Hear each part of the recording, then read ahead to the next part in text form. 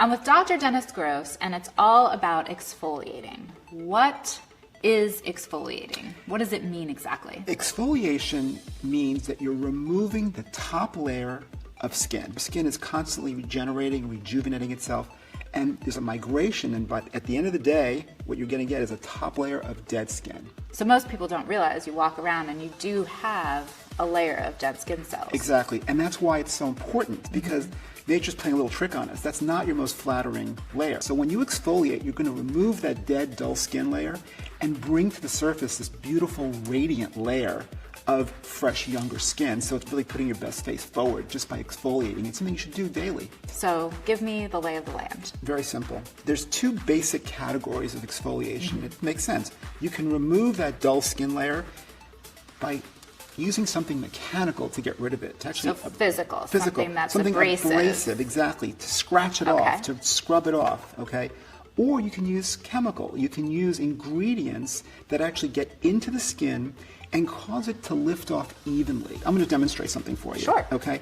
So if you pretend that this block of wood is your skin, what mechanical scrubs do, okay, what the granules in scrubs or in instruments like this do is basically like sandpaper on your skin. So if you take the sandpaper and you start to think you're going to remove dead skin, and you're going to reveal the lower layer, which is what exfoliation does, so you actually see the scratch marks. Yes, you did exfoliate, you did remove that top layer of the wood or your skin, but it's not even. I'm a fan of the chemical exfoliation story, and with the right formulas, the right technology, they're gentle. So it's gentle but more effective. I think so. Should you take off makeup first? Always remove your makeup. Wash your face. If you're going to steam, that's fine. Just do the steaming. If you're going to use a toner, do that. But then you exfoliate last, okay? And so I like to wash, steam, exfoliate. When it comes to using a chemical, right, talk to me about, at-home peels. Right. The first step is going to be your acid step. It's going to be your alpha and beta hydroxy acids. That's going to do your exfoliation. It's going to uniformly lift off that dead, dull skin. The second step is first of all, it's your neutralizer. That's the way I do it in my office. That's the professional way to do it. You don't want to walk around with acid on your face all day. So neutralizing shuts it off. The second thing that the neutralizer now does is it's going to deliver a bunch of anti-aging ingredients. So here's how you use it. Take out the first step, this is your acid step, open up the pad, and then just apply it all over your face, but I always start with the forehead, and I like to go across, down, and then through the middle. Get your upper lip, those fine lines and uneven skin tones that exist there, it'll help that. Come around, and you've just done one cycle. I say that because the pad's super wet as it comes out of the package. Now, start to go back and do it a second time. And then when the pad's dry, you're done. Step 2 comes out, you open up the pad, and then you start to apply it all over the forehead first. Get your neck in there too.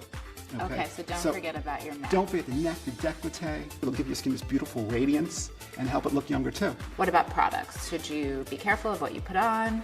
Perfect time to put on your products after you've exfoliated. Makeup goes on better, your moisturizer gets a little bit more internalized, it's a little bit more hydrating, serums get in better. So you always wash, then you exfoliate, and then you go on with your normal skincare routine. And if the product you have does not have a 1-2 step, and they just have the acid component, what would you recommend?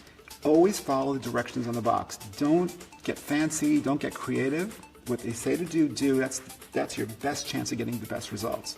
And for someone who's going to follow your advice and start exfoliating every day, are there any things they should be cautious about?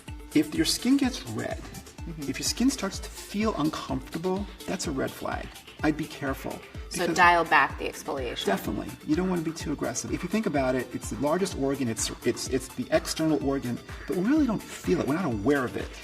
If you wash your face, right, and you towel dry, immediately after that, if your skin starts to feel tight and a little uncomfortable, that's your first signal that you're overdoing it and your skin is going off balance. My rule of thumb is never throw the skin off balance. You want it to stay perfectly hydrated. You never want irritation, no redness.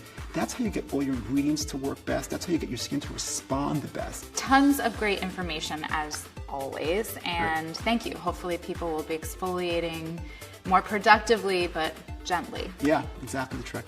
Thank you. Sure, my pleasure.